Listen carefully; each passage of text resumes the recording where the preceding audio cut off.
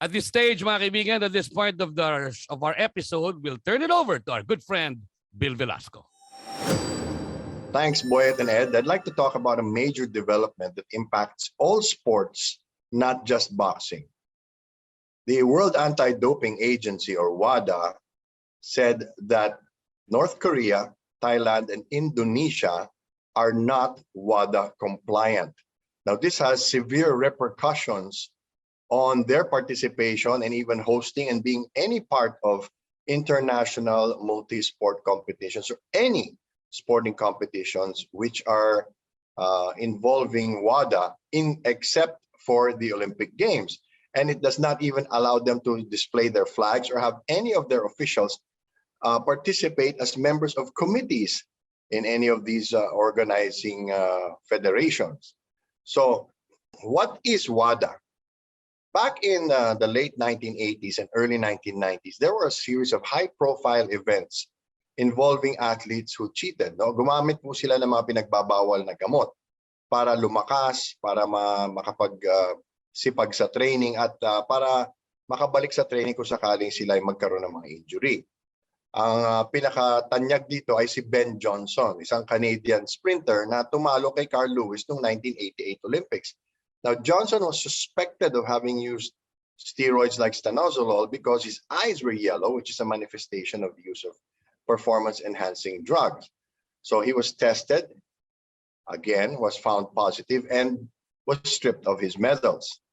Ngayon, ang WADA po ay binuo noong 1999 bilang tugon sa mga ganitong sitwasyon.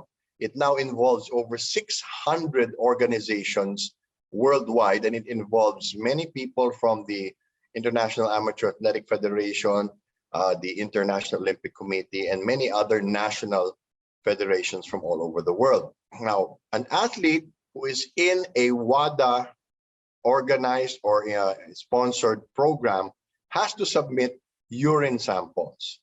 And generally, those are 2 urine samples. The A sample is what is used for retesting once an athlete medals or is suspected of having used performance-enhancing substances. And the second bottle is going to be used to reconfirm the initial test. Ngayon po, yung bote po na ginagamit nila, yung berry kit na tinatawag, ay kakaibang klaseng bote po yan. Hindi nyo po siya mabubuksan kung hindi nyo babasagin yung takip. That was supposedly a safety feature para hindi po mabuksan, mapalitan yung laman niya na ihi, na urine sample.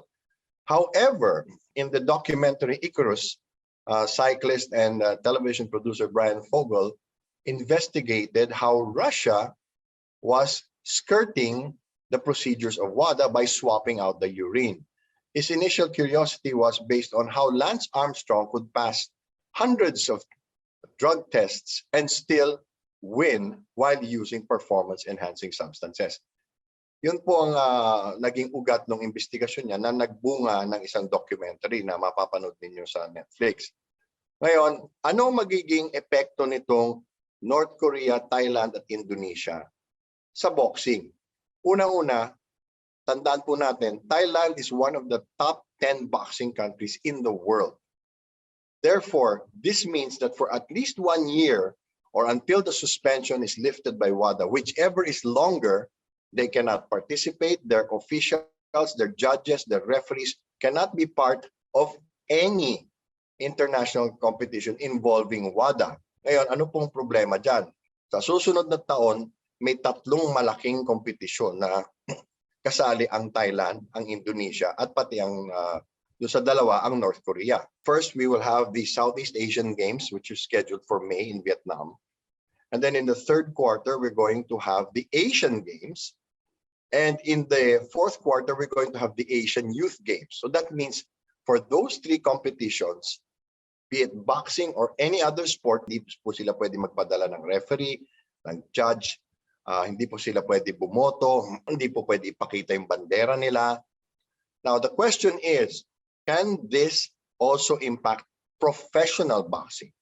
Well, as we saw with the WBC, they did not follow the WADA, the Volunteers Anti-Doping Agency, and they still had their own boxing matches with Oscar Valdez, winning his title defense even after testing positive. So that is the big question mark as of now.